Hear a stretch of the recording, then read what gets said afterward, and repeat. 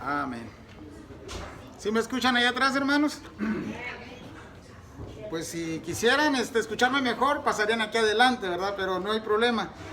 Fuera bueno que empezáramos a acostumbrarnos a caminar más para adelante, hermanos. Aquí las bancas están hasta vacías. Yo no sé por qué se quedan hasta allá atrás. Nadie les va a hacer nada aquí, ¿verdad? Pero es bueno, escuchan mejor, están más atentos. Si se duermen les puedo dar un pellizcón. Pero hoy vamos a estar en el libro de Jueces. Algunos, y lo digo por mí ahí, ya compramos la tercera banca, solo ahí nos sentamos, ¿verdad? Hermano Ernesto, buenos días. Buenas tardes ya, disculpe. Me da gusto verlo, hermano. Pero es bueno que de repente nos intercambiemos de banca para dejar que otros se sienten en las nuestras, ¿verdad? A veces ya no nos sentamos porque esa es de la hermana y del hermano, y no es así, ¿verdad? ¿No?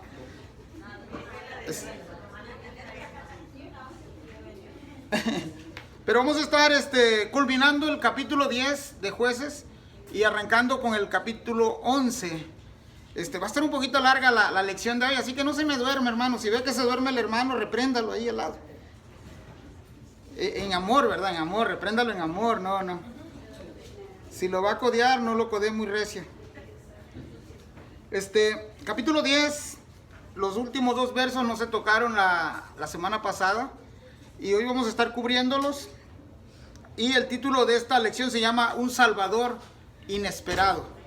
¿Sí lo escuchó? Sí. Un Salvador inesperado. Todos los que venimos de cuna cristiana se le llama al que ha crecido en un hogar evangélico. No es que automáticamente sea un creyente.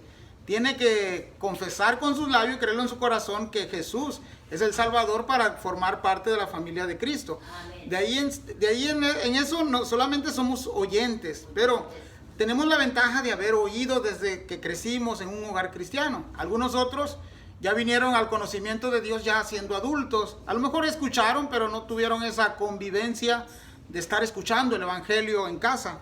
Pero ¿saben una cosa? Todos, esto sí es una verdad, todos tenemos la necesidad de un Salvador. Y el Salvador inesperado, hermanos, para nosotros ya es un Salvador que esperábamos.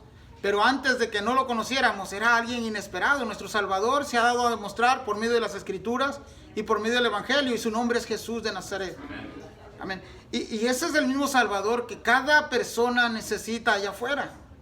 A lo mejor muchos, yo sé que todos hemos tenido algún tipo de experiencias en tratar de compartir el Evangelio con otros. Y todos conocen de Jesús ya, más de alguno.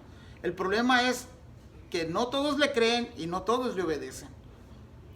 Entonces, no tenemos ningún problema a veces cuando nos encontramos con alguien que tú le preguntas, ¿crees en Jesús? Sí creo. Bueno, una cosa es creerle y otra cosa es hacer lo que Él pide que hagamos. Y es un trabajo, hermanos, de nosotros estar, en eso consiste el discipulado, en hacerlos seguidores de Jesús, no nuestros, de Jesús. Aunque nosotros deberíamos de ser los ejemplos para que ellos vean en nosotros cómo se vive una vida cristiana. Así que el tema de hoy, un Salvador inesperado.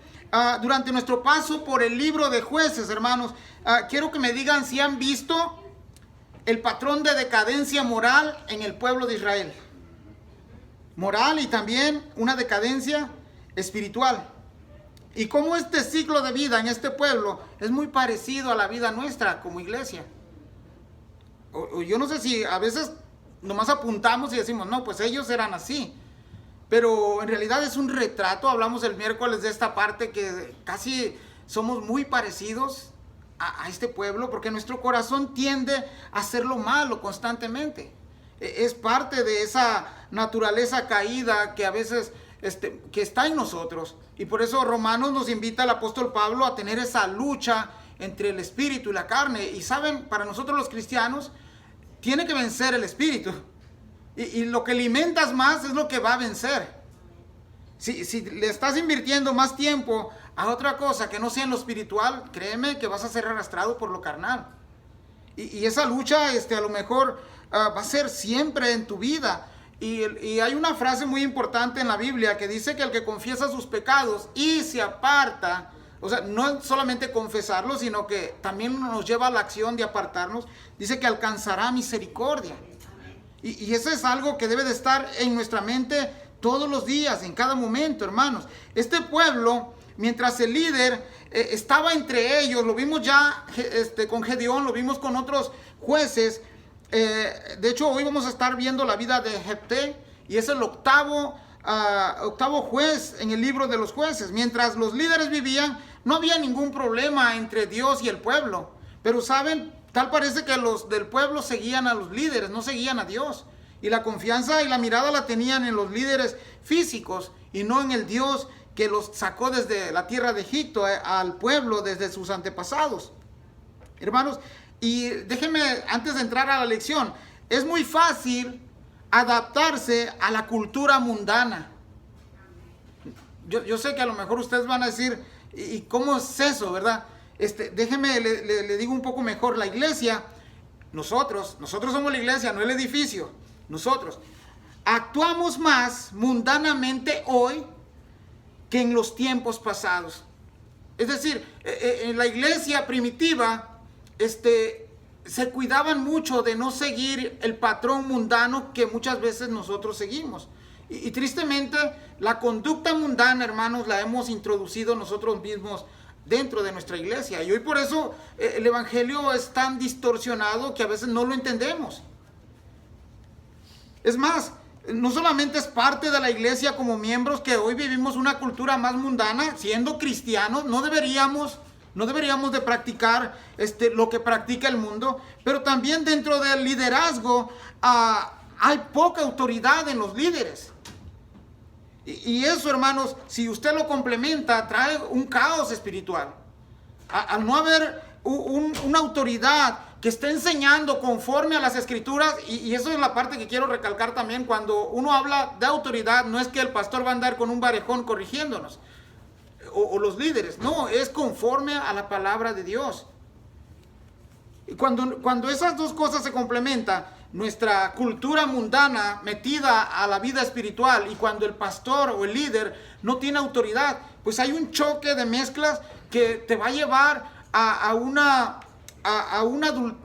adulteramiento espiritual, y tu vida cristiana, hermanos, va a ser muy similar a la que hemos estado mirando en el libro de los jueces. Eso es lo que estaba pasando. Ellos se impregnaban de las naciones vecinas con su paganismo, con su idolatría, con sus costumbres, y olvidaban lo que Dios había ordenado ya en el Antiguo Testamento. ¿Y qué hacía Dios? Bueno, les traía opresión. Él mismo dice, el miércoles estamos leyendo que él mismo los vendía, y eso de vender, hermanos, es entregarlos en manos de sus enemigos.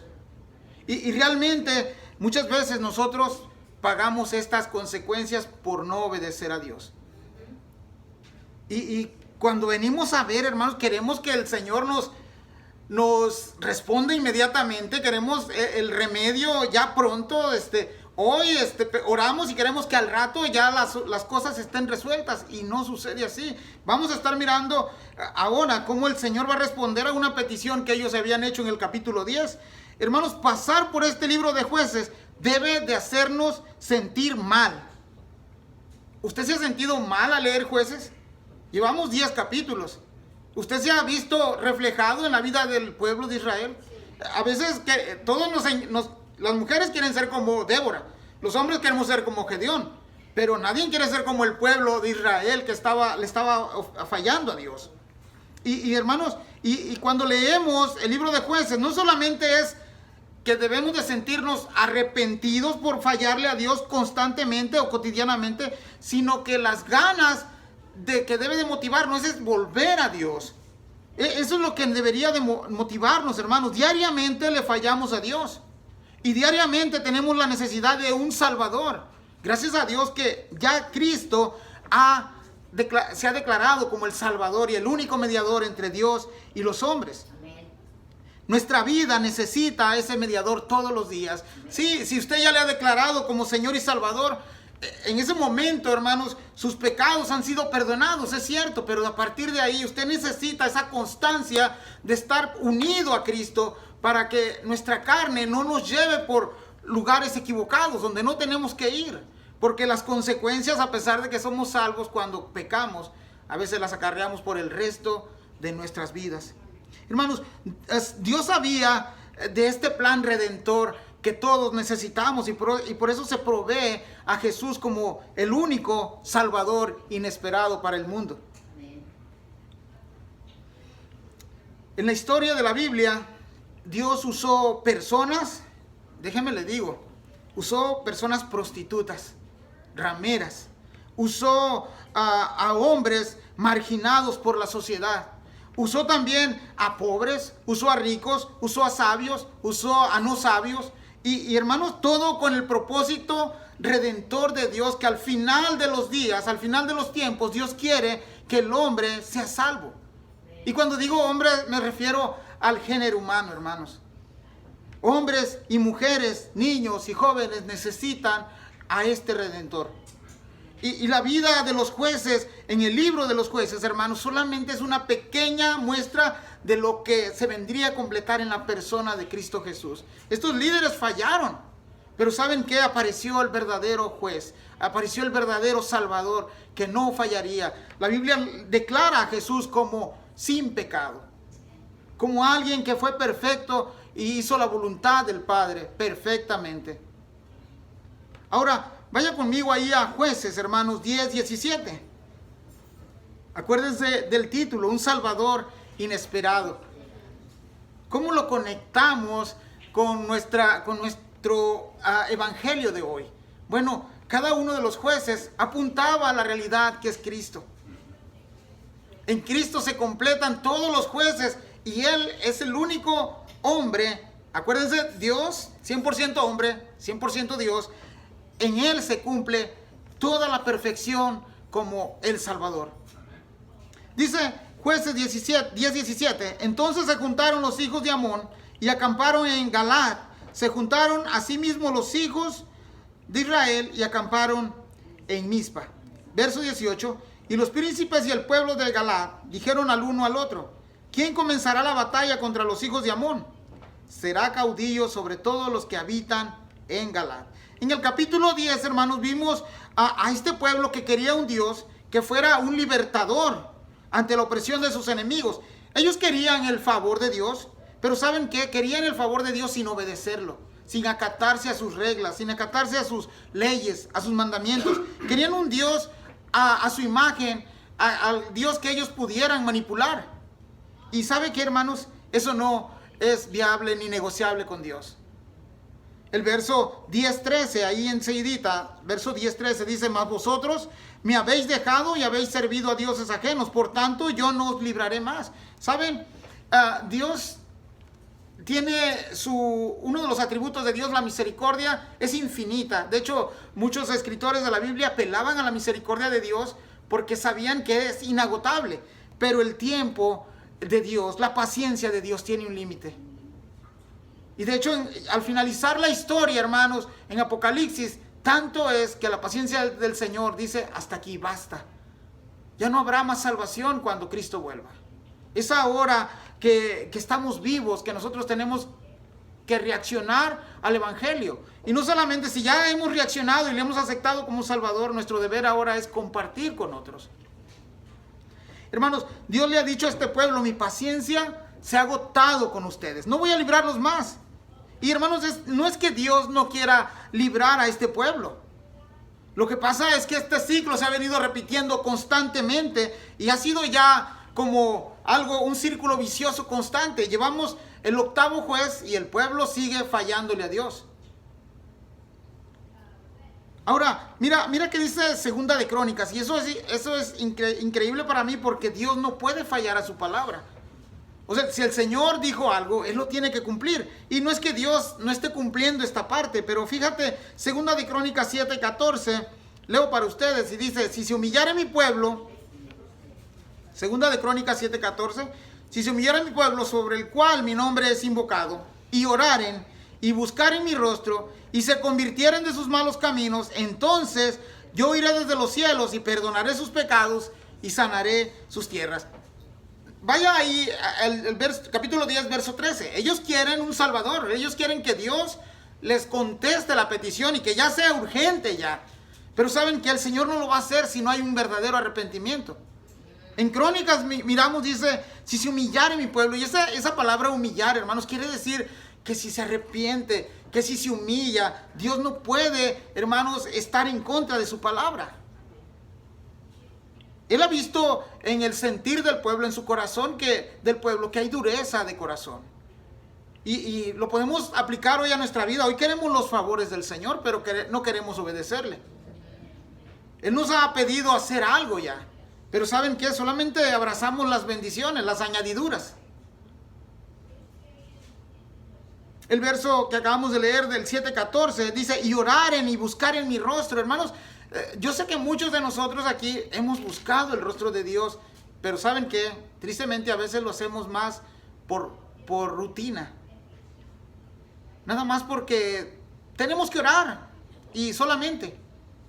Pero muy pocas veces, estoy muy seguro de eso, que le anhelamos, que deseamos tiempo pasar con Dios. No sé, a lo mejor tú oras 2 minutos, 1 minuto, 3 minutos, 5 minutos o horas.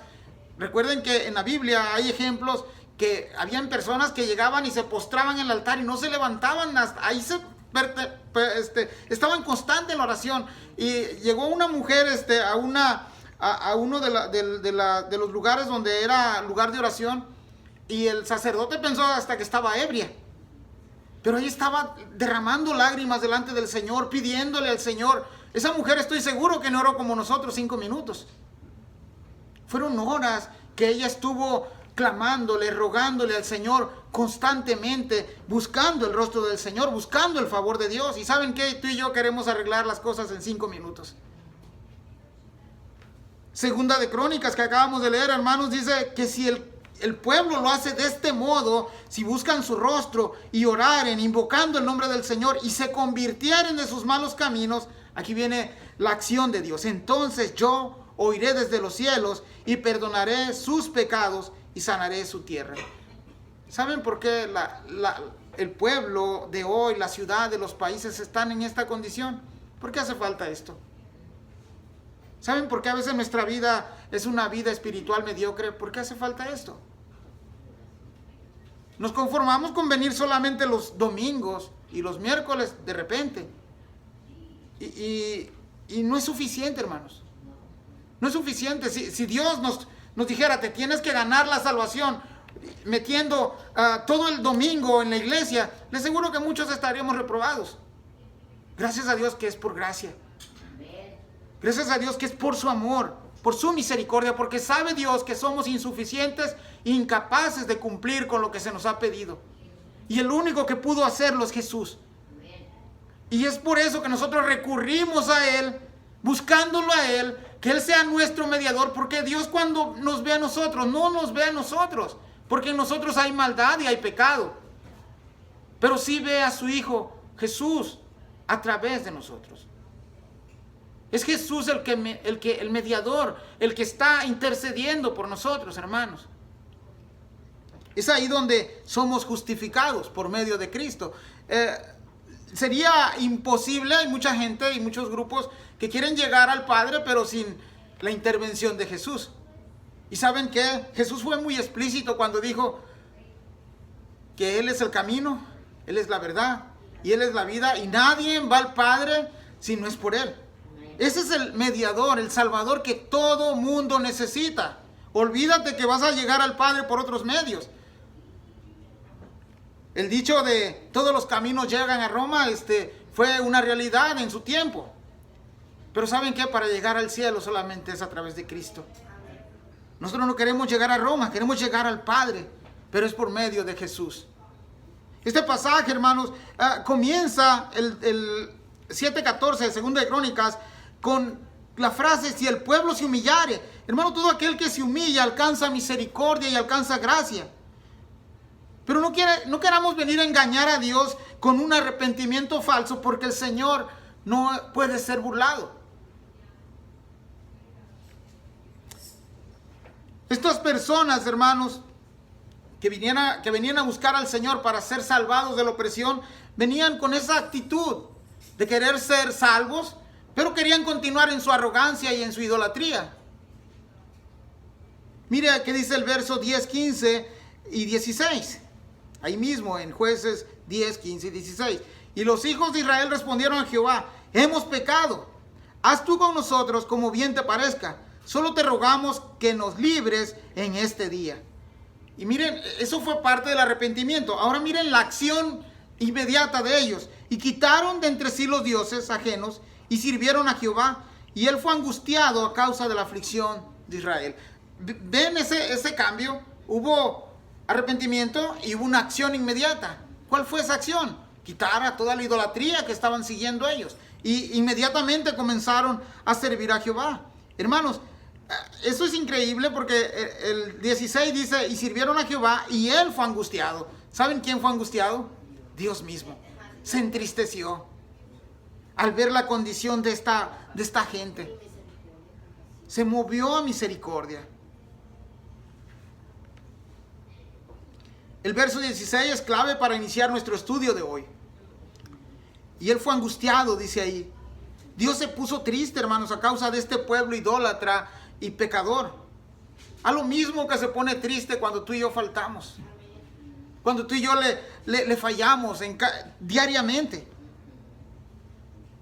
¿Sabe Dios, hermanos, que este pueblo del tiempo de los jueces estaba totalmente en manos de sus enemigos y nada los iba a librar si no es Él? Y lo mismo nos pasa, hermanos, a nosotros. Si no es que nosotros buscamos a Dios, allá afuera te aseguro que Satanás nos va a poner una revolcada que ni nos vamos a poder levantar. Es lo que le dijo Pablo a uno de los hombres que se estaba acostando con su madrastra. Déjenlo ir, al tal vaya que se vaya, ya que lo zarandee Satanás, a fin de que su alma o su espíritu sea salvo. Pero ¿saben qué? No hay nada mejor, hermanos, que buscar el rostro de Dios por nuestra propia voluntad. Eso es lo que le agrada al Señor. Hermano, nosotros como hijos de Dios o como oyentes de la palabra de Dios, debemos de reconocer, hermanos, que la desobediencia trae consecuencias. Y a veces hay que pagarlas muy caras. Y a veces es para toda la vida.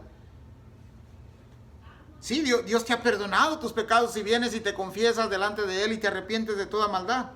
Pero a veces las consecuencias ahí están acusándote todo el tiempo. Dice el verso 17: entonces se juntaron los hijos de Amón y acamparon en Galaad.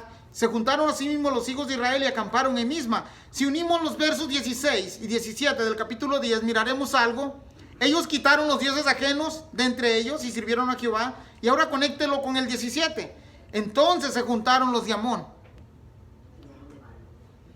¿Saben?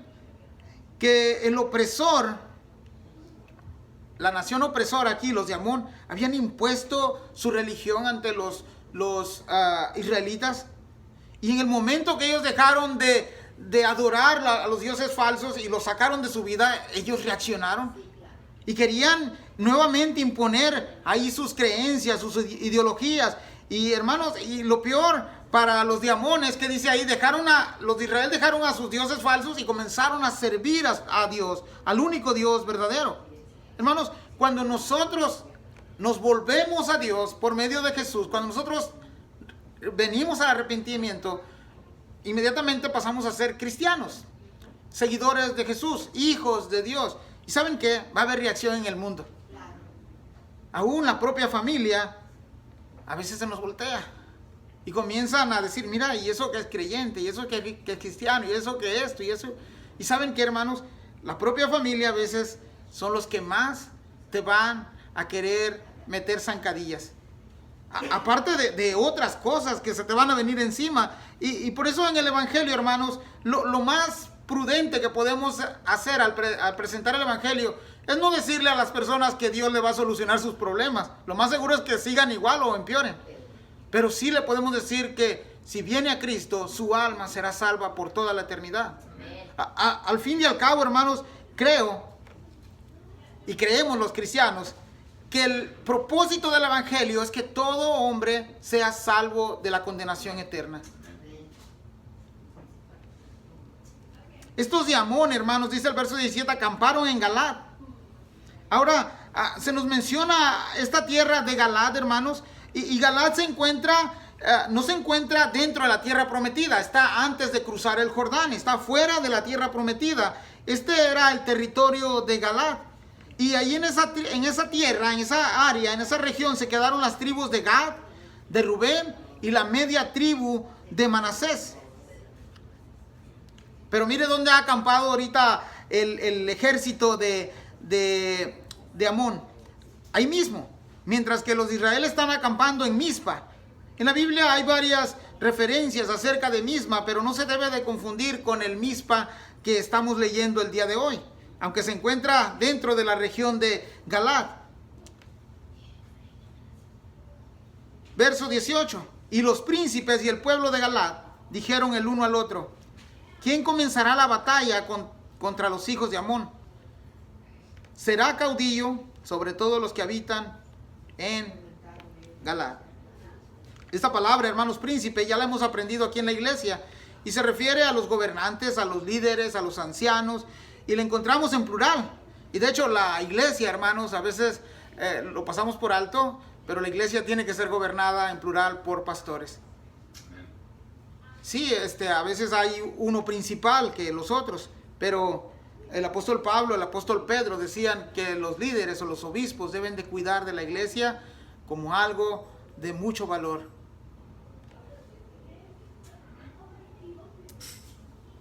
Hay una pregunta en el verso 18, dice: ¿quién comenzará la batalla contra los hijos de Amón? Es una pregunta sin candidatos. Aún no hay alguien ahí que ellos digan: vayan y busquen a fulano, a sutano. Ellos no tienen a nadie en específico para esta batalla, para liderarlos. Pero hacen una nota como un incentivo para animar a los valientes de este pueblo. Ellos dicen: aquel que se levante a pelear contra Amón será caudillo sobre los pueblos, sobre todos los pueblos que habitan en Galaad. Y esta palabra, hermanos, caudillo, no es muy usada en nuestros días, pero se puede traducir como un jefe, un líder, un capitán, o en este caso también se puede aplicar para un juez. Y muy a menudo nos olvidamos que el hacer promesas nos meterán en problemas. Y más adelante, en este capítulo y en el que viene, vamos a mirar en qué aprieto se pone este señor Jefté. Hermanos, la Biblia nos enseña que cuando hagamos promesas, dice Jesús que tu sí sea sí y tu no sea no. Muchas veces, hermanos, la Biblia también nos advierte de no usar el nombre de Dios en vano. También es pecado. Y a veces, no sé, somos muy recurrentes a usar esa palabra, ¿verdad? Te lo juro por esto, te lo juro por lo otro. Y a veces es verdad y a veces mentimos. Y para que nos crean tenemos que jurar por medio de alguien más y usamos el nombre del Señor. Pero ¿saben algo, hermanos? Este pueblo, estos príncipes que han hecho esta oferta, están buscando a un hombre que los libre de la opresión de Amón. Pero ¿saben qué? No veo en ellos que busquen a Dios. Solamente quieren salir del problema. Y ¿saben? El pueblo, hermanos, y la iglesia, hoy la iglesia, tenemos que recurrir primeramente a nuestro Señor. Buscarlo en oración. Cualquier decisión, hasta la más mínima que podamos hacer, tenemos que preguntarle y consultar a Dios. Es lo que hacían las personas en la Biblia, consultaban a Dios. Pero ¿saben qué? Muchas veces nos creemos mejor que el mismo Dios. Decimos: pues para acá no te necesito, aquí yo me las arreglo, yo puedo con esto. Pero cuando vienen las cosas fuertes empezamos a buscar de Dios. Y ¿saben? Dios es suficiente para todo. Y a veces, muy a menudo, olvidamos que necesitamos a Dios hasta en las simples cosas que nos suceden. Tenemos que recurrir a Dios en todo momento, hermanos. Jefté, hermanos, a continuación en el verso que vamos a mirar, es un galadita. Leamos el verso 11:1. Dice: Jefté galadita era esforzado y valeroso, era hijo de una mujer ramera, y el padre de Jefté era Galad. Jefté, hermano, significa él abrirá. Observe cómo lo describe el escritor de Jueces. Galadita.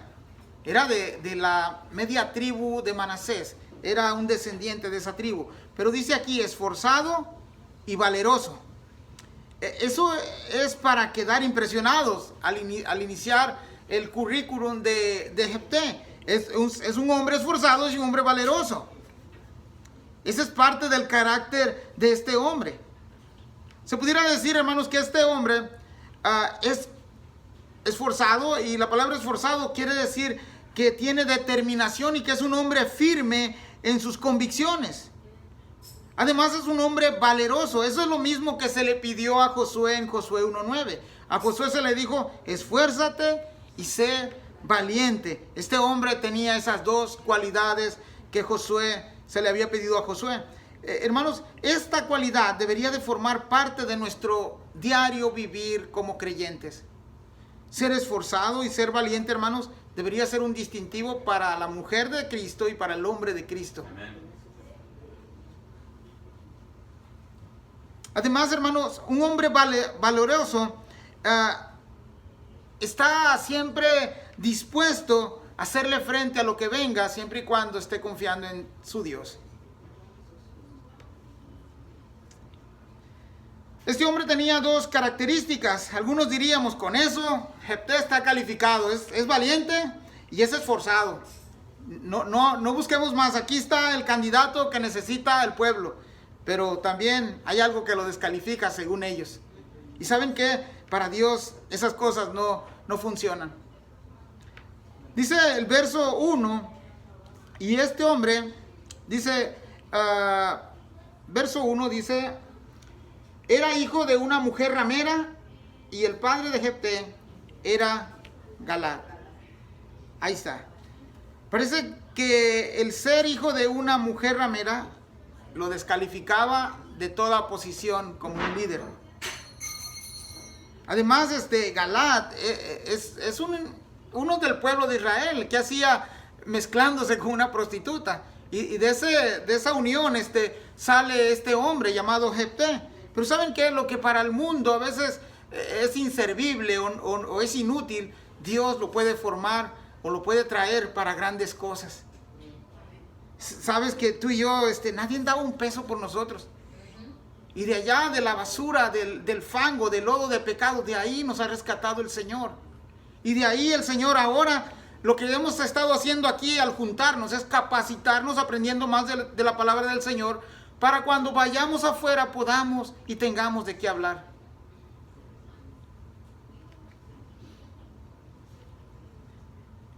Hay una comparación de Jefté con Jesús. Por ejemplo, a Jesús, al inicio de su ministerio, uno de los que sería sus seguidores, Natanael, dijo, ¿de Nazaret puede salir algo bueno? Ven como a veces estas cosas como que desmeritan, por así decirlo, la cualidad o el trabajo de alguien.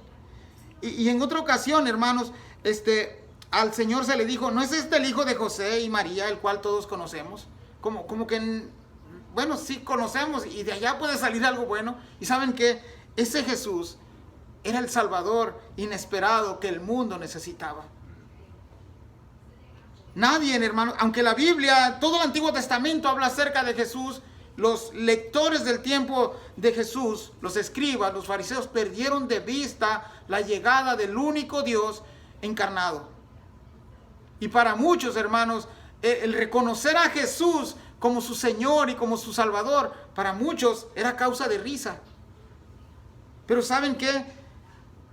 Era muy importante que el Señor ascendiera a los cielos, tuviera que morir, resucitar y ascender. ¿Sabes por qué? Porque estaba escrito en la palabra. Y muchos, cuando ya leemos el libro de Hechos, dice que muchos de los sacerdotes que no creían en Él, muchos creyeron en Él. Porque así tenía que cumplirse la palabra del Señor. Dice el apóstol Pablo, hermanos, en 1 Corintios 1, 27 y 28, sino que de lo necio del mundo escogió Dios para avergonzar a los sabios, y lo débil del mundo escogió Dios para avergonzar a lo fuerte, y lo vil del mundo y lo menospreciado escogió Dios, y lo que no es para deshacer lo que es. Hermanos, es por eso que nosotros estamos aquí, no porque seamos muy capaces o muy sabios. Dice Dios que de lo necio del mundo escogió Dios para avergonzar a los sabios. ¿Y todo para qué, hermanos? para que Dios lleve a cabo su plan perfecto de redención en cada uno de nosotros. Voy a repetir eso una vez más, hermano, porque a mí sí me impacta. ¿Sabes qué? Éramos pecadores, dice Pablo, que estamos muertos en nuestros delitos y pecados, y de allá Dios nos rescata. Bien pudimos eternamente estar separados del Señor, pero el Señor en su infinita gracia y misericordia de allá nos compró, de allá nos atrajo a Él. Ese es el amor de Dios para el hombre, hermanos. Y no lo hizo porque nosotros tengamos alguna virtud que sorprendió a Dios y dijo, mira, voy a salvar a este porque es diferente a los demás. No, lo hizo por puro afecto de su voluntad. Eso es lo que hace a Dios, Dios. Un Dios perfecto, un Dios amoroso, un Dios lleno de misericordia, un Dios que se complace en salvar a los demás. Eso es lo que hace a Dios diferente de los dioses falsos. Y como todo Dios, hermanos, también va a aplicar su justicia perfecta. Y esto lo hemos hablado muchas veces. Así como el amor de Dios es perfecto, su justicia es perfecta. Y cuando se unen y se abrazan estas dos cosas, Dios ejecuta justicia perfecta, aun cuando el hombre diga que Dios no es justo. Cuando Dios trae justicia es porque alguien al que se le aplica lo merece. Y ¿saben qué? Lo único que merecíamos tú y yo era la muerte eterna, la separación de Cristo por toda la eternidad. Pero gracias a Dios, Él envió a su Hijo oportunamente para que tú y yo pudiéramos ser salvos. El verso 2 y 3, hermanos, dice, pero la mujer de Galaad le dio hijos, los cuales, cuando crecieron, echaron fuera a Jefté, diciendo, no heredarás en la casa de nuestro padre, porque eres hijo de otra mujer. Huyó pues Jefté de sus hermanos y habitó en tierra de Tob, y se juntaron con él hombres ociosos, los cuales salían con él. Ahora, aquí se menciona, hermanos, a otra mujer que no es la mamá de Jefté, no es la misma del verso 1. Esta mujer parece que es la esposa legítima de Galaad. Y tal parece que el texto da a entender que Jefté creció juntamente con sus medios hermanos. Ahora, también hemos visto ya en la vida de Gedeón que tuvo algunas mujeres, ¿verdad? Muchas mujeres, y ese es un error a evitar, ¿verdad? Los creyentes pues nada más estamos diseñados para estar con la persona que nos hemos casado, y la que nos ha casado con nosotros nada más para estar con nosotros una sola vez. Y Jesús es muy explícito cuando le preguntan acerca del divorcio. ¿Que no has oído, dice Jesús, que lo que Dios unió no lo separe el hombre? Los dos serán una sola carne.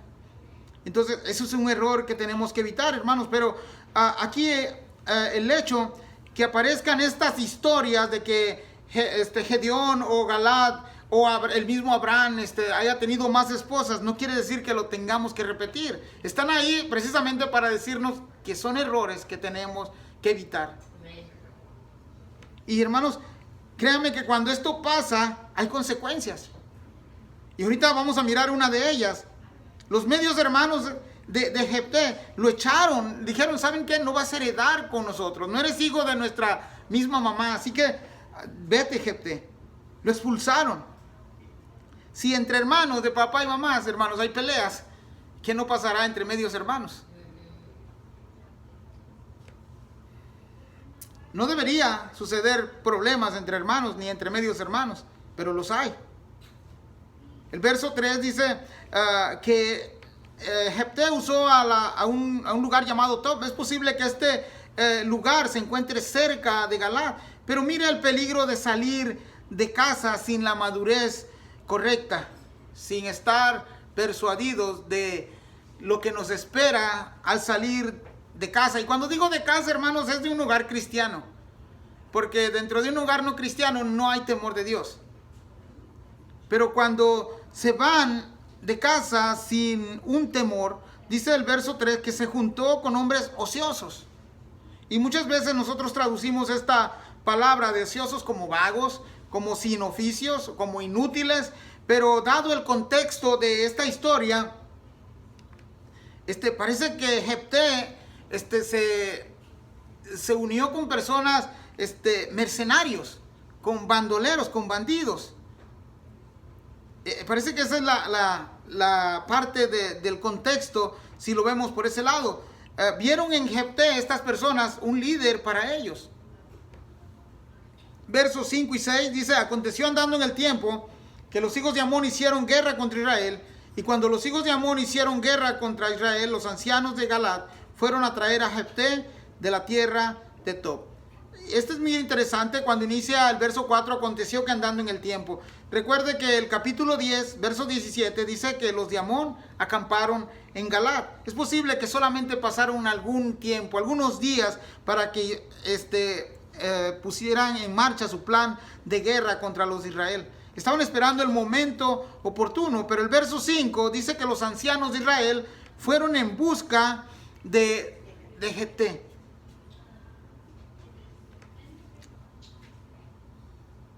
Los ancianos, hermanos, están buscando ahora un libertador y recuerdan el verso 1 que dice que era un hombre esforzado y valiente. Quizás no había otro igual que Jefté en ese tiempo. Por eso ellos van y buscan a este hombre.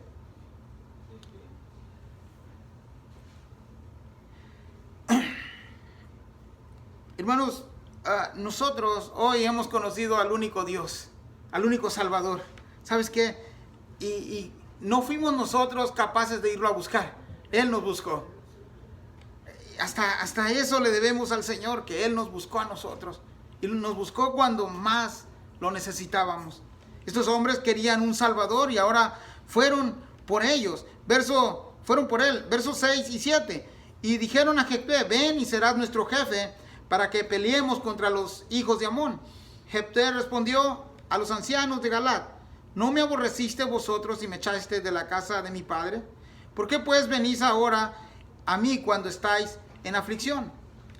Hermano, parece que antes no querían darle el puesto de caudillo a este hombre.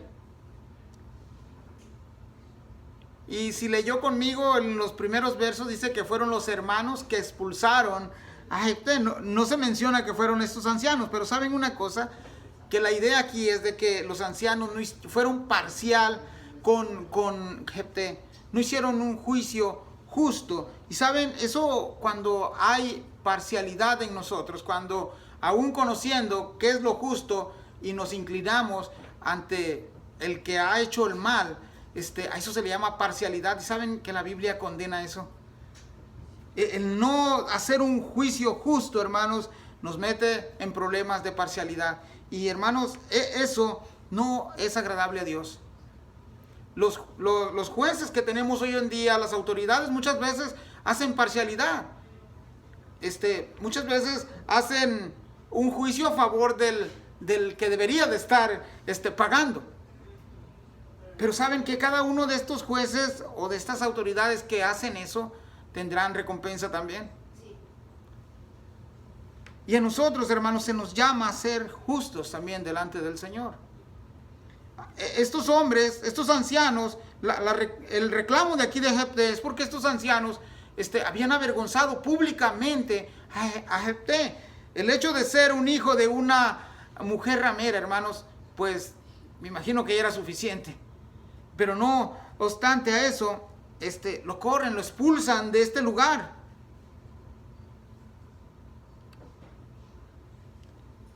Hay un error ahí que evitar también. Que no avergoncemos a las personas. Porque nosotros no sabemos si el día de mañana aún nosotros mismos podemos necesitar de aquella persona.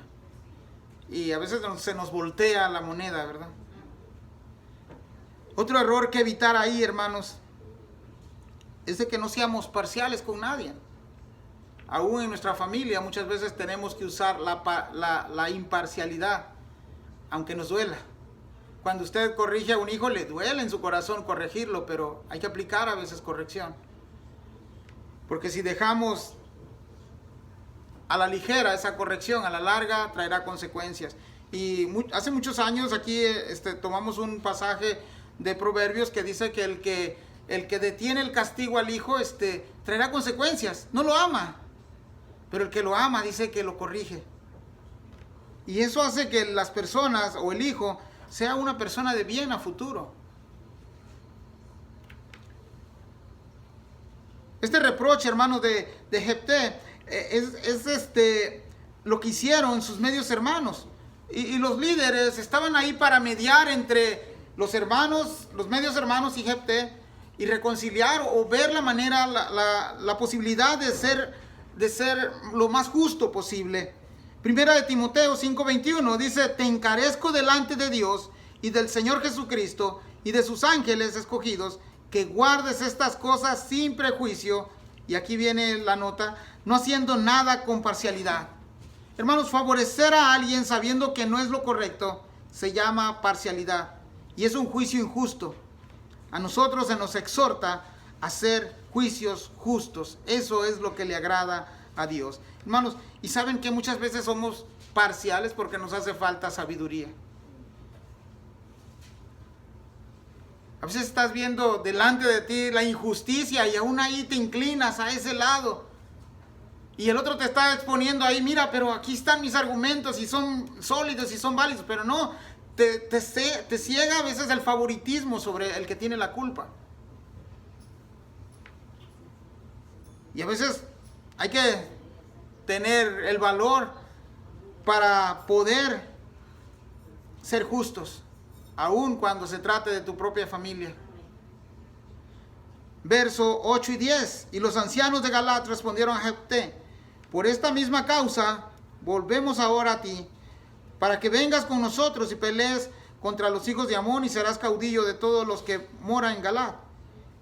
El verso 9 dice: Jefté entonces dijo a los ancianos de Galat: si me hacéis volver para que pelee con los hijos de Amón, y Jehová los entregue delante de mí, pregunta: ¿seré yo vuestro caudillo? Y los ancianos de Galat respondieron a Jefté: Jehová sea testigo entre nosotros si no hiciéremos como tú dices. Hermano, parece que estas palabras fuertes son palabras fuertes para los ancianos. Era que Jefté no creía en ellos. Si quieren que los libre y después que me van a volver a expulsar, a ver, prométanme que no van a hacer lo mismo que hicieron antes. Y estos énfasis son importantes, hermanos, porque recalca el compromiso de ellos, como la promesa que le han hecho a este hombre, de que si él va y pelea por ellos, él va a ser su líder. Y han usado aquí el nombre de Dios. Y hermanos, y cuando usamos el nombre de Dios, aunque nos cueste, si te has comprometido, cumple. Eso es importante para nosotros. Nuestra credibilidad como creyentes, al decir me comprometo a esto, es de mucho valor para los de allá afuera. ¿O cómo nos van a tachar? Mira, dijo esto y no lo cumplió. ¿Eso es ser cristiano? Pero ¿saben qué es lo más importante? Que a veces nosotros aquí, todos, yo sé que no sé si hay alguien que no ha creído en Jesús aquí, pero la mayoría hemos dicho: prometo seguirte, Señor, hasta el día que yo me muera. Prometo serte fiel, Señor. Y saliendo de la iglesia ya cometimos el primer pecado. Y la vida en Cristo, hermanos, no se trata de que no vamos a fallarle. Vamos a fallarle. La imperfección en nosotros es un hecho real. Pero ¿sabes qué? Dice Juan que si pecamos, abogado tenemos. Y dice que Él es fiel y Él es justo para perdonarnos y librarnos de toda maldad. La verdad, hermanos, es que no hay nadie que cumpla el primer mandamiento, pero ni siquiera un segundo de su vida. El primer mandamiento dice: amarás al Señor tu Dios con todo tu corazón, con toda tu alma y con toda tu mente. Dígame si usted lo ha hecho por un segundo, y le aseguro que nadie lo ha hecho. Porque amar al Señor con todas tus fuerzas y con todo tu corazón y con toda tu alma significa, hermanos, estar en la misma presencia de Él todos los días. Y saben que en Gálatas hay un pasaje que dice que si alguno se hiciere acreedor a faltar un solo mandamiento, ha roto toda la ley. Era imposible para el hombre que pudiera justificarse por medio de las obras delante del Señor. Es por eso la necesidad de un mediador, de un salvador, hermanos, y gracias a Dios, y deberíamos de alabarle a Dios que ha enviado a su Hijo unigénito. No había otro modo por el cual el hombre pudiera ser justificado. Verso 11 dice: entonces Jefté vino con los ancianos de Galat y el pueblo le eligió por su caudillo y jefe. Y Jefté habló todas las palabras delante de Jehová en Mizpa. Hermano, el líder menos esperado para los del pueblo fue recibido y fue elegido como su líder ese día, como su caudillo. Pero Jefté dirá algo. A partir de aquí, hermanos, Jefté hace un cambio. No va a usar ni sus manos, sus armas, sino que va a usar algo que todos deberíamos de usar. A esto se le llama diplomacia.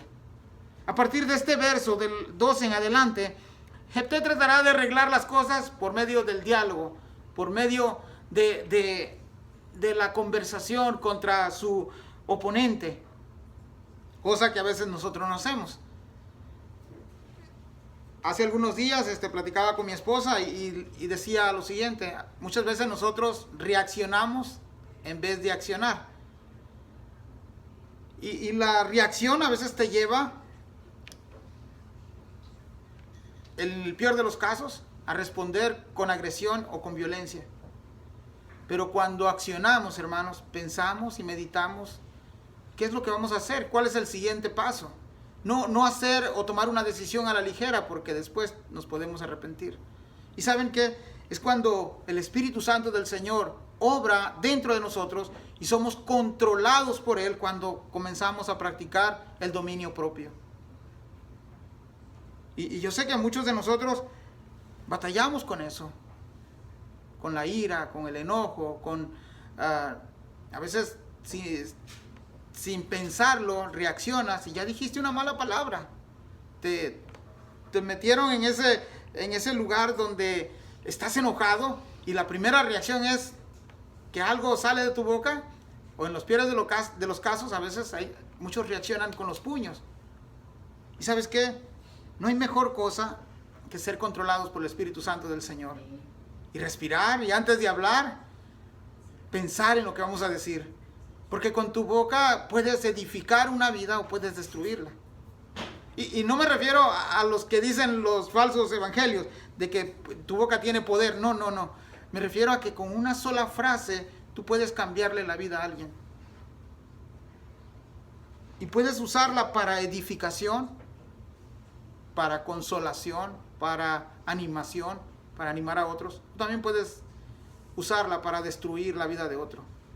Y como cristianos, hermanos, no es recomendable que nosotros reaccionemos de una manera violenta o de una manera que los demás critiquen el evangelio por causa nuestra. Saben que muchas veces los de allá afuera no quieren nada con el evangelio, porque a veces ven en nosotros comportamientos que no son de cristianos. Nos brota inmediatamente el viejo hombre. Pero ¿saben qué? Dios es tan bueno que ha dado de su Espíritu Santo para que nosotros echemos mano de Él y podamos aprender cómo conducirnos cuando hay ciertas situaciones. El problema es que muchas veces, aquí está la Biblia, la traemos en el carro, o está en la casa, o está en el mueble, o simplemente la traemos en la bolsa, y no aprendemos a comportarnos ni tenemos una buena conducta porque no pasamos tiempo en ella. Y lo que hemos oído el domingo, saliendo de la iglesia, nos entró aquí, pero ya se nos salió aquí. Somos muy malos para retener. Por eso la Biblia en el Salmo decía, ¿con qué limpiará el joven su camino? ¿Con qué, hermanos? Con guardar su palabra, con leerla, con meditarla, con escudriñarla, con ponerla en práctica. De ahí en fuera, hermanos, si no estamos haciendo eso, somos presa fácil para la ira. Verso 12, aquí empieza la diplomacia de la que les hablaba. Y hermanos, esta palabra diplomacia, los diplomáticos tienen que ser capaces para arreglar una situación antes de llegar a una batalla, a una guerra. Y es una de las cualidades que nosotros deberíamos de tener. La palabra del Señor nos dice que debemos de ser mansos, humildes, que debemos de tener templanza. Y saben, son los frutos del Espíritu, que a veces no los cosechamos porque no estamos pasando tiempo en alimentar al Espíritu que vive en nosotros. Verso 12 dice, y envió Jefté mensajeros al rey de los amonitas diciendo, ¿qué tienes tú conmigo que has venido a mí para hacer guerra contra mi tierra? Hermanos, los mensajeros son importantes para mediar entre dos partes. Tú y yo, hermanos, no somos los protagonistas de esta historia. Tú y yo somos los mensajeros. Hay muchas personas, predicadores, evangelistas, pastores, muchos líderes, que el centro y el foco de atención son ellos. No lo son. Ellos creen que son ellos. Y lo peor, que los de allá se creen que los de acá son el centro de atención. ¿Y saben qué? No es así. Simplemente somos mensajeros de la palabra del Señor. Y no te dejes llevar porque el hermano Julano o el hermano Sutano hizo descender fuego del cielo, hizo el agua, la convirtió en así. No te dejes llevar por eso. La palabra de Dios es viva y eficaz. Eso es lo que nos conviene hacer. ¿Saben qué? Muchas personas no cristianas, los magos del tiempo de Moisés, podían imitar las cosas que hacía Moisés, pero no eran genuinas. ¿Y sabes qué? Lo mejor que puedes enseñarle o enseñarte a alguien que está enseñando la palabra del Señor es a escudriñar y aprender de la Biblia. Esa es la verdadera enseñanza, hermanos. Algunos se maravillan allá afuera porque el pastor que vino, el evangelista que vino de tal parte, pues tiró a 100 hizo así el saco y tiró como a 200. Y para eso fue toda la maravilla. ¿Y sabe que Dios hace muchas cosas mejores que esas? Y lo mejor que Dios puede hacer es que Dios puede transformar vidas, hermanos. Hay ocasiones que el predicador o el evangelista se quiere llevar el mérito y la honra de Dios. No se la roba a Dios. No puede hacerlo. Aún así, dice el apóstol Pablo, que algunos predican a Cristo por envidia, otros por competencia, pero el mensaje de Dios está siendo predicado. Pero nos evitemos de caer en ese error. No somos los que estamos aquí los que ustedes deben de mirar. Nosotros solamente exponemos esta palabra para que ustedes puedan conocer más de Dios. Verso 13. El rey de los amonitas respondió a los mensajeros de Jefté: por cuanto Israel tomó mi tierra cuando subió de Egipto desde Arnón hasta Jabot y el Jordán, ahora pues devuélvela en paz. Ahora han visto este diálogo, están usando mensajeros ambos. No había WhatsApp, sino me imagino que lo habían hecho por WhatsApp, pero están usando mensajeros. Esa es la parte mediadora, ¿verdad? Y ambos, tanto el de un lado como el del otro, están mostrando sus argumentos. Van a recurrir a la historia. Por su parte, hermanos, el rey de Amón también responde a Jefté. Y él dice: por cuanto Israel tomó mi tierra, y aquí viene esta parte, y ahorita voy a entrar a esa parte porque no era la tierra de ellos. Cuando subió de Egipto desde Amón hasta Jabot y el Jordán, ahora pues devuélvela en paz. Este rey reclama los derechos de la tierra de Galaad. Recuerde que Galaad está fuera de la tierra prometida, está antes de cruzar el Jordán. Y esta parte el día de hoy se conoce como Jordania. Parece que este rey conoce la historia, pero la está distorsionando a su favor. Pero también Jefté conoce la historia. El cristiano debe de conocer la gran historia de redención, hermanos. Si usted no conoce la historia de redención desde principio a fin, va a ser llevado por cualquier viento de doctrina. Verso 14.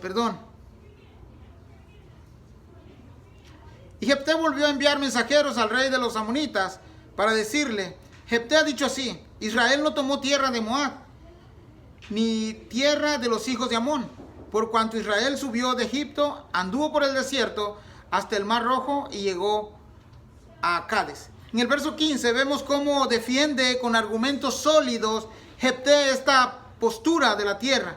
Jefté ha dicho así: Israel no tomó tierra de Moab ni tierra de los hijos de Amón.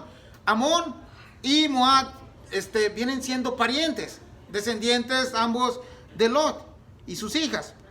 Esto es de suma importancia, hermanos, porque al final de cuentas vienen siendo parientes del pueblo de Israel.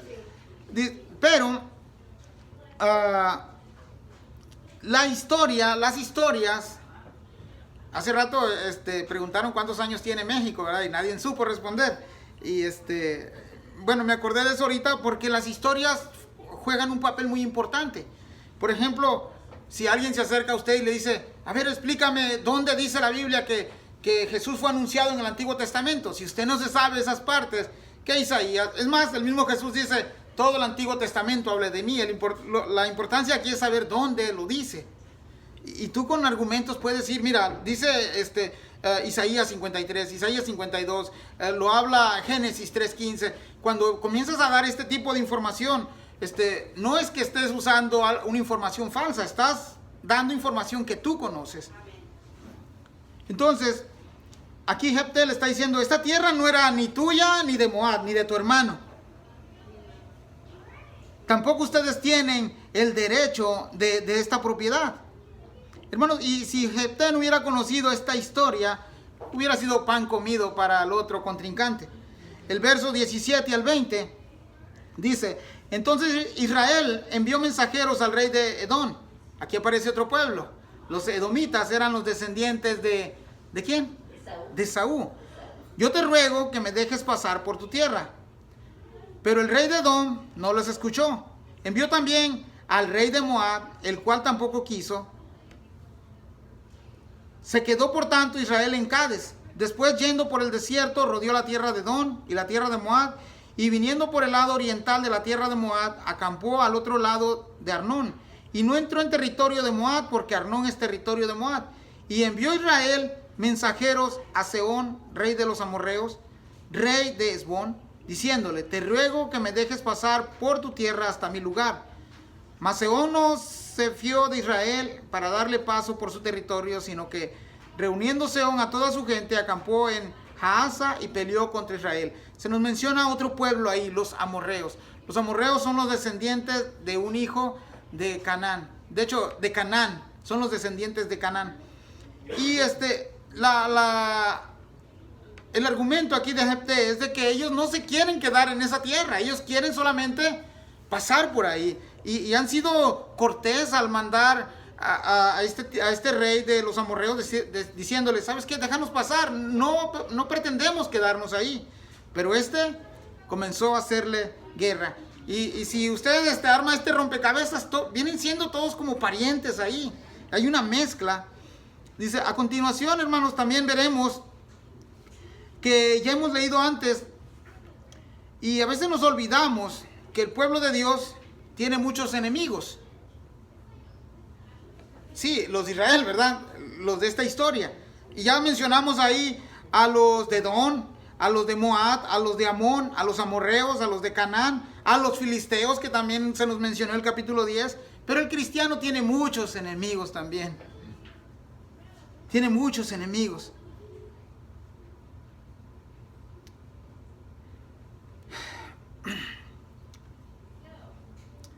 Esta gente, hermanos, de los amorreos hicieron guerra contra Israel.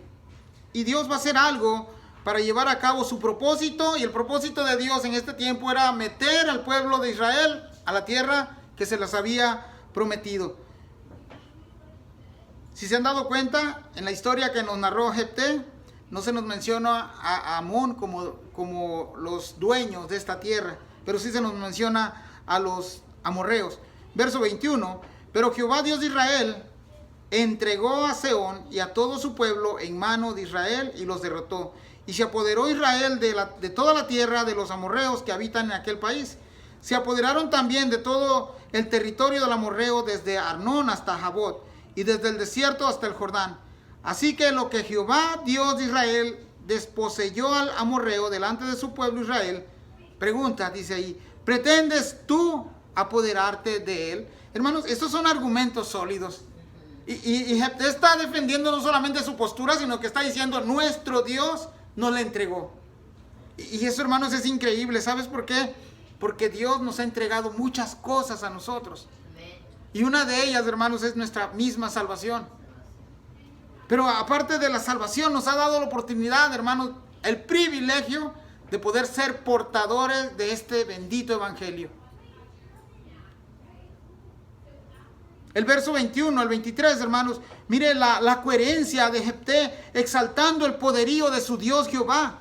No del pueblo de Israel, que al final de cuentas fue el que peleó, pero fue su Dios el que entregó a este pueblo de los amorreos. Y siempre que encontramos un pero, hermanos, es para que algo importante o algún énfasis venga enseguida. Jefté le dijo a este rey, de Amón, Jehová entregó esa tierra al pueblo. Hay ocasiones en que nosotros mismos hemos exaltado a la nación de Israel en nuestros días. Y saben que el crédito no es de la nación de Israel, es de Dios. El crédito es de Jesús. Si tenemos que exaltar a alguien y honrarlo y pronunciar su nombre y promulgar su nombre y predicarlo, es el nombre de Jesús. Sí viene de esa descendencia, pero Israel como pueblo no era el que vendía como el Salvador mismo. De ahí saldría el Salvador. Toda la Biblia, hermanos, nos habla que el verdadero Israel es el mismo Jesucristo. El verso 21, hermanos, Jehová le había entregado a este pueblo esta posición de esta tierra. Ahora el verso 21 al 23, hermanos, también miramos ahí una cátedra que da Jefté de historia a este rey de Amón.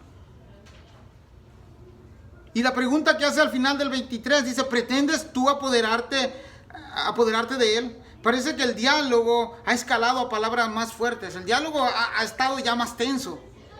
Pero hermanos, si nuestro Dios nos ha dado la victoria y la salvación, ¿quién puede contra nosotros? ¿Quién podía contra este pueblo de Israel si ya Dios le había designado esta porción de tierra? Verso 24. Lo que te hiciere poseer Quemos tu Dios, ¿no lo poseerías tú? Así todo lo que desposeyó Jehová nuestro Dios delante de nosotros, nosotros la poseeremos. Y un dato importante que Jefté dice aquí en este verso, hermanos, es que los amonitas, el Dios de los amonitas no es Quemos. El Dios de los amonitas es Moloc. El Dios de los moabitas sí es Quemos. No sé si ha notado esa diferencia. Amón tenía su Dios y era Moloc. Moab tenía su Dios y era Quemos. Lo que está tratando aquí de decir Jefté es de que un Dios falso para ellos, lo que Quemos, no podía darle la tierra a ellos, a los de Amón, y que ellos la poseyeran. Pero él sí está diciendo, ¿sabes qué? Nuestro Dios Jehová nos dio, el verdadero Dios nos dio esta tierra a nosotros. Y es por eso que nosotros estamos aquí. Este argumento, hermanos, lo usa Jefté para decirle que el Dios de Israel es el único Dios verdadero y es el único que da posición a los que Él quiere. El miércoles, imagino que hablaremos un poco más de esto. El último argumento que usa Jefté diplomáticamente se ve en los versos finales. Verso 25, 26. Dice, ¿eres tú ahora mejor en algo que Balac, hijo de Zippor, rey de Moab? ¿Tuvo alguna cuestión contra Israel o hizo guerra contra ellos? Cuando Israel había estado habitando por 300 años a Hesbón y sus aldeas, a Aroer y sus aldeas, y todas las ciudades que están en el territorio de Arnón, ¿por qué no las habéis recobrado en ese tiempo? La historia, para este tiempo ya los de Israel tenían más de 300 años de estar viviendo estas posiciones, y ahora los de Amón quieren venir a reclamar ese territorio. Y la pregunta final es clave. Dice, ¿por qué has dejado pasar tanto tiempo? ¿Por qué, si es tuya, por qué no has hecho guerra antes? Y menciona varios personajes ahí. Balac fue uno de los reyes moabitas en los tiempos del Éxodo, y contrató a Balán, un profeta, para maldecir a Israel. Y ya sabemos que Balán terminó por bendecir a Israel en lugar de maldecirlo. Ahora, este territorio en cuestión, el de Galaad, originalmente fue de los moabitas, y después lo perdieron contra los amorreos, y los amorreos lo perdieron contra los de Israel. Y la pregunta es muy sencilla: ¿por qué quieres tú reclamar esta tierra? No te pertenece. En tal caso, dice ahí, va a decir ahora a Jefté, los que deberían de reclamarla son los de Moab. Si a esa vamos, tienen más derecho de pelear los de Moab que tú. Pero ¿saben algo, hermanos? Que el Señor está aquí garantizando su palabra. El Señor les había dicho, a estas naciones las tienes que echar delante de ti, expúlsalas. Sí, a veces cometieron errores, como ya hemos leído en el libro de Jueces, que ellos preferían hacerlos tributarios a expulsarlos, y eso traería consecuencias más adelante. Pero en sí el Señor les había prometido que esa tierra iba a ser para ellos. exclusivamente para ellos. Pero saben, la desobediencia a veces trae consecuencias. Habían ocasiones en que el pueblo del Señor obedecía, los expulsaba, y esas personas que quedaban en ese territorio vivían bien, pero a los que los consentían y los apapachaban y quedaban ahí siendo tributarios, al rato esa moneda se volteaba y los de Israel terminaban por ser tributarios a las naciones paganas. Hermanos, nadie diría que Jefté no solamente era un hombre valeroso y esforzado, también había una cualidad en él que se llama diplomacia, para defender al pueblo. Y hasta ahora, hasta este capítulo, no ha usado las armas, simplemente ha usado palabras. Ha tratado de convencer a su enemigo que una guerra no es lo más conveniente. En el verso 27, que es clave para este líder, verso 27 dice: así que yo nada he pecado contra ti, mas tú haces mal conmigo peleando contra mí. Jehová, que es el juez, se me perdió, hermanos, aquí está, que es juez, juzgue hoy entre los hijos de Israel y los hijos de Amón. Hermanos, hay algo que Jefté hace aquí. Reconocer que Dios hace lo justo es ponerlo sobre toda autoridad. Y cuando Dios hace justicia, la usa completamente, la usa aunque tenga que afectar a los de su pueblo. ¿Se acuerdan que al inicio dijo Jehová: ahora no los voy a librar? Esa era la justicia de Dios. Habían fallado, ahora no los voy a librar. Allá arréglensela sola. Es más, si ustedes quieren pedirle a alguien, vayan y corran a los dioses que comenzaron a servir antes. Vayan a los dioses de los amorreos, a los dioses de los filisteos, a los dioses de los amonitas, pero no vengan a mí. Pero fue cuando hubo justicia, que ellos reconocieron su pecado, que Dios intervino aquí. Y no hay nada mejor, hermanos, que reconocer cada atributo de Dios en su totalidad y alabarlo por esos atributos. Y es lo que Jefté está haciendo aquí. Lo está poniendo como juez entre Amón y el pueblo de Israel, y él sabe que ese Dios es justo. Y él sabe que Dios hará justicia.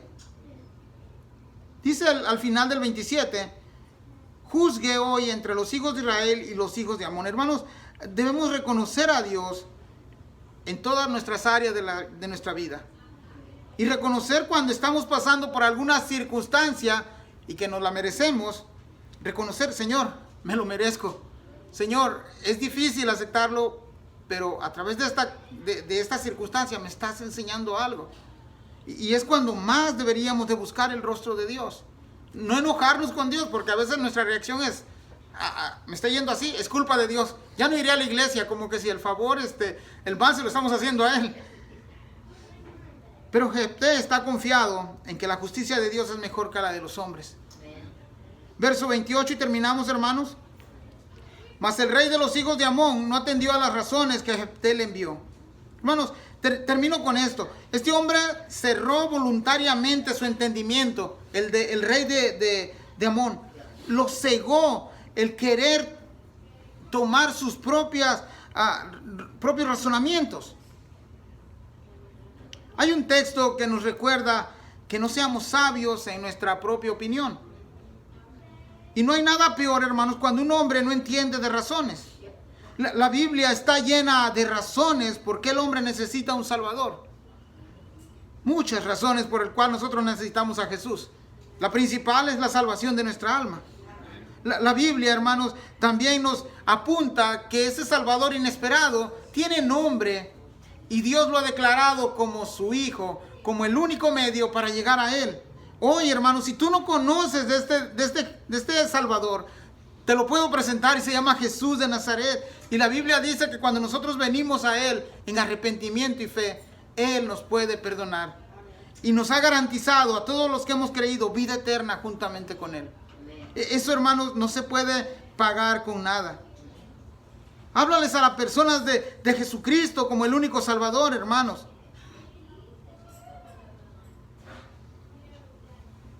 Le pidamos al Señor que no seamos sabios en nuestra propia opinión.